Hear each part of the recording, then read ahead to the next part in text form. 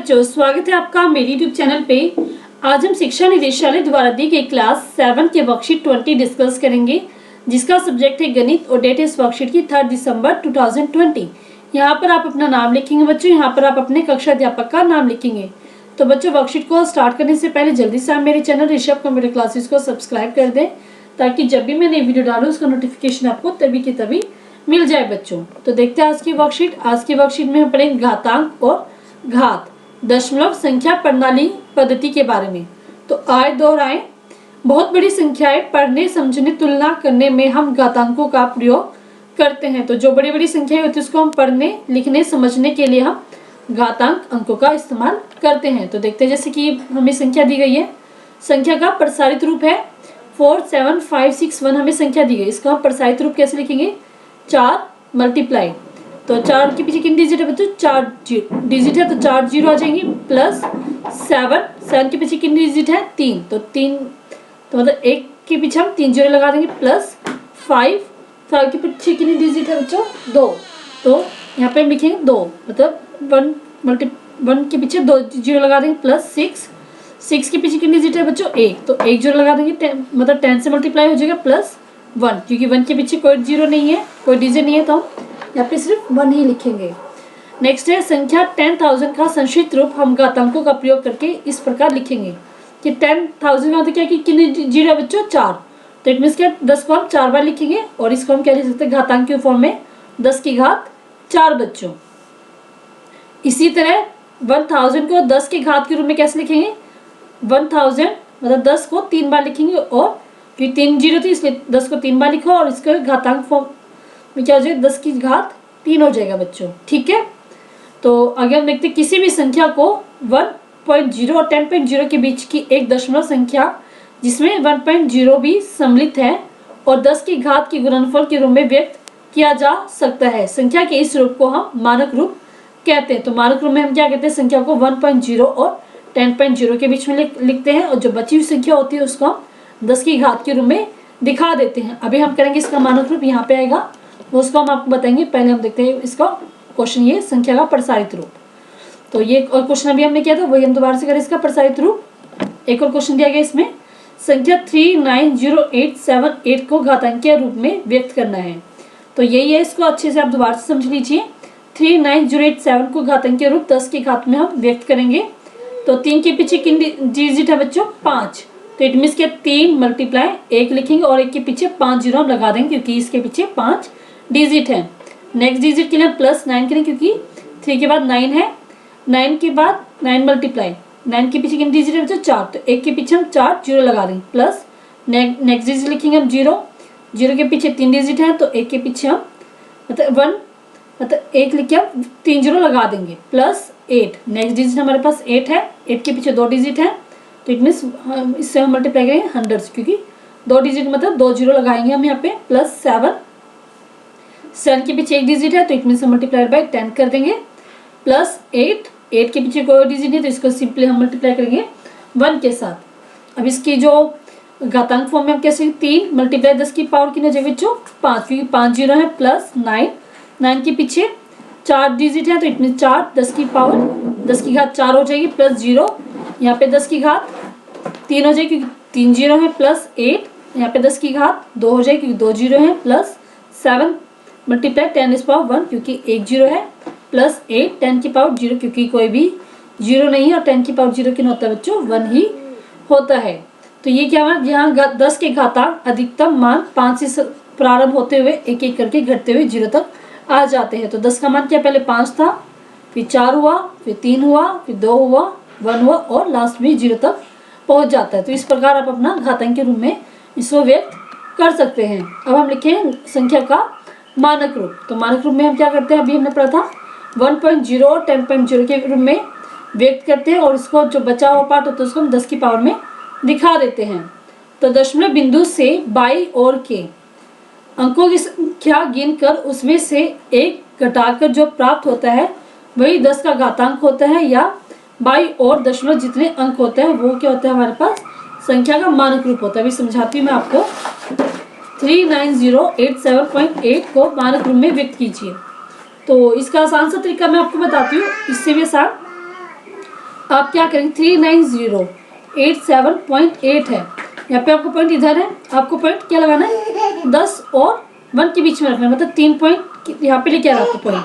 तो यहाँ पे आपका पॉइंट कितनी प्लेस मूव कर रहा है 1 2 3 4 प्लेस मूव करेगा। तो आंसर आएगा 3.90878 10 की पावर 4 बच्चों। बहुत इजी तरीका, आपको क्या करें सिर्फ हमने पॉइंट को दशमलव को मूव करना है, और जितना प्लेस वो मूव करेगा उतनी वो 10 की पावर हो जाएगी। ठीक है, एक और क्वेश्चन देखते हैं इसमें 390,878, इसमें आपके पास दशमलव है ही नहीं, तो आप क्या मानेंगे लास्ट में अपना दशमलव मानेंगे यहाँ पे, और इस दशमलव को आप बाई तरफ मूव करेंगे 1 2 3 4 5, 5 प्लेस के बाद आपका पॉइंट आ रहा है, क्योंकि 8 9 के पहले आएगा आपका, और एक कितना प्लेस मूव किया बच्चों 5, तो इसका आंसर ये हो जाएगा। सिंपल, आप जो मैं बता रही हूँ वो सुनते जाए करते जाए कि आपको क्या करना है, पॉइंट को लेफ्ट की साइड मूव कराएंगे, और 3 पॉइंट मतलब 10 और 1 के बीच में आपको अपना पॉइंट लगाना है। तो 3.9 क्या 10 से छोटा हो गया, ये किन डिजिट होगी बच्चों हमारे 10 से छोटी होगी ना, कि 3.9 क्या है ये 0 और 4 के बीच में लग रहा है, इट मीन्स क्या ये 10 से छोटा हो गया। ठीक है, तो ये हमारा इसका मानक रूप हो गया। अब हम करेंगे इसके प्रैक्टिस क्वेश्चन।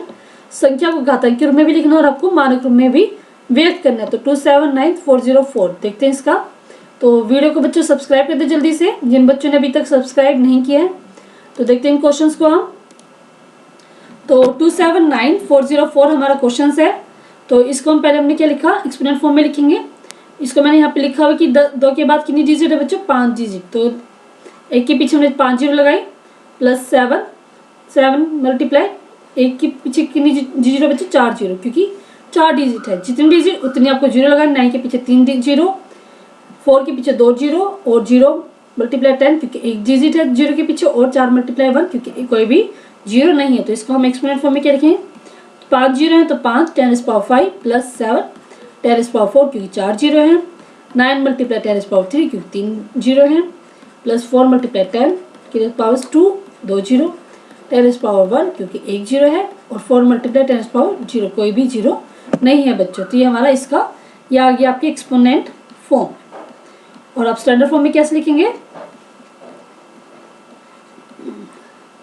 स्टैंडर्ड फॉर्म में आप क्या करेंगे पॉइंट को मूव करेंगे, पॉइंट नहीं है तो आप पहले क्या मानेंगे लास्ट में मान लेंगे अपना पॉइंट 1 2 3 4 5 प्लेस आपको मूव कर रहा है, तो इसको पहले आप पॉइंट लगा देंगे यहाँ पे, और आप फिर क्या कर देंगे 10⁻, इसको 5 लिख देंगे, क्योंकि पॉइंट आपने पहले डिजिट के बाद ही लगाना होता है। तो ये आपका आंसर हो गया स्टैंडर्ड फॉर्म में।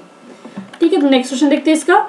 3006194, 3 के पीछे 2 4 6 डिजिट है तो 6 जीरो, 0 के पीछे 5 जीरो, नेक्स्ट 0 के पीछे 4 घटते चले जाएंगे, आपको काउंट करने की जरूरत भी नहीं पड़ेगी। 4 जीरो, 6 के पीछे 3 जीरो, 1 के पीछे 2 जीरो, और 9 के पीछे 1 जीरो, और 4 के पीछे कोई जीरो नहीं।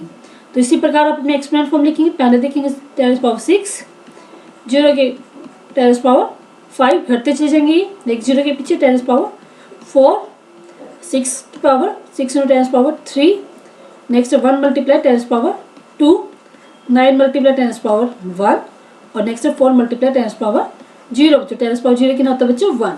तो ये हो गया हमारे पास स्टैंडर्ड फॉर्म, ये थी हमारी एक्सपेंडेड फॉर्म। ठीक है, स्टैंडर्ड फॉर्म आपको इसमें लिखेंगे हिंदी में घातांकीय रूप, आप इसमें लिखेंगे घातांकीय रूप। ये हो गया आपका घातांकीय रूप।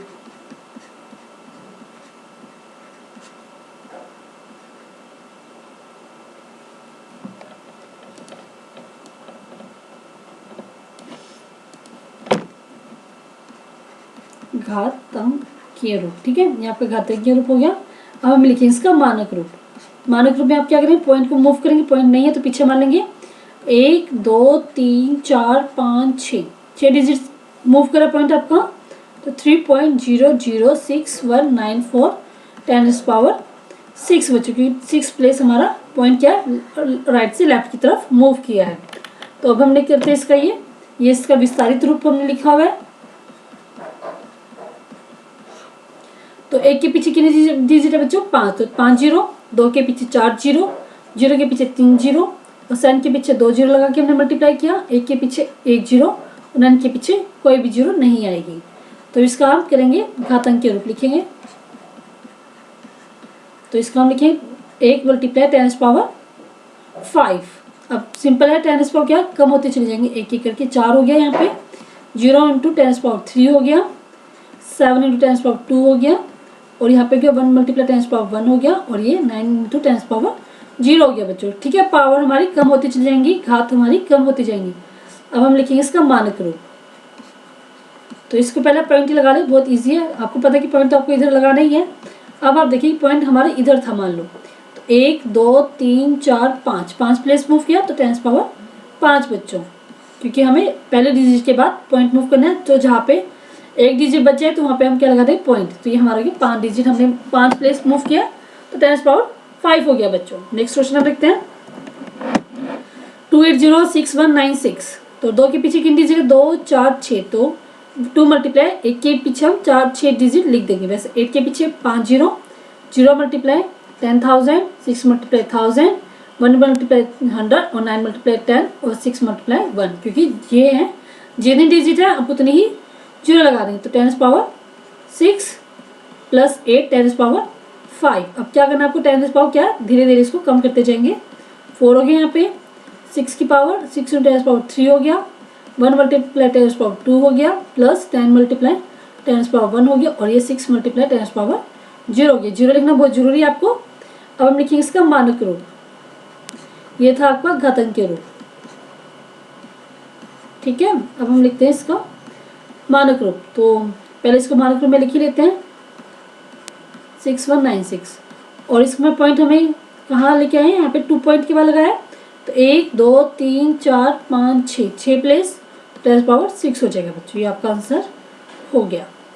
ठीक है, नेक्स्ट क्वेश्चन है लास्ट इसका, जो हमें लिखना है 2 × 10⁴, क्योंकि 4 डिजिट है तो 4 0, 0 × 10⁵, मतलब 3 0, 0 मल्टीप्लाई 100, 6 मल्टीप्लाई 10, और 8 मल्टीप्लाई 1, क्योंकि 8 क्या है लास्ट डिजिट है तो इसको हम 1 से मल्टीप्लाई करेंगे।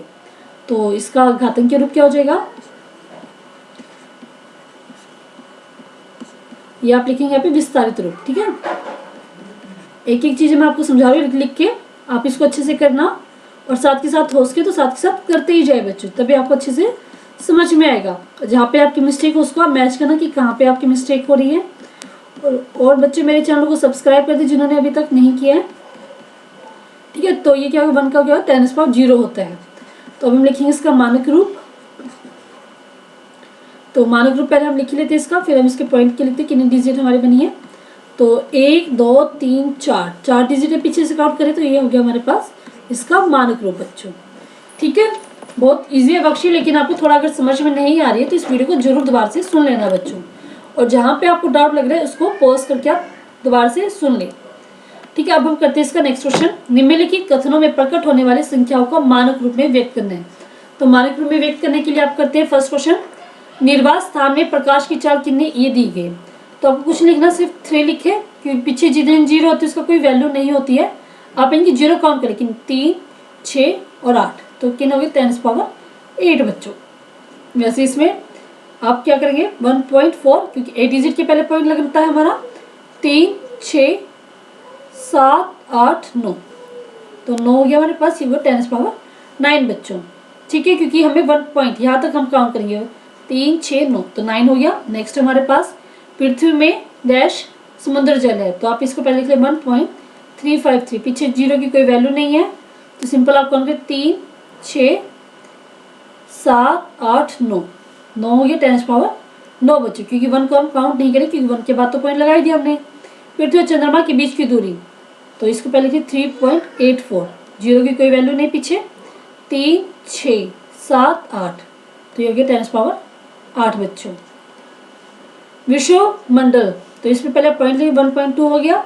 अब इसकी 0 काउंट करेंगे, 3 6 7 8 9, और ये हो गया 10, तो 2 भी काउंट करेंगे क्योंकि 2 से पहले लगा पॉइंट, तो ये हमारे पास 10। दोबारा से देख लेते हैं, 3 6 9 और 10, तो ये हमारा सारे क्वेश्चन बच्चों 5 के 5 क्वेश्चन हमने कंप्लीट कर लिए। हम दशमलव बिंदु की कल्पना संख्या के दाएं सिरे पर कर लेते हैं जब दशमलव संख्या में दिखाई नहीं देता।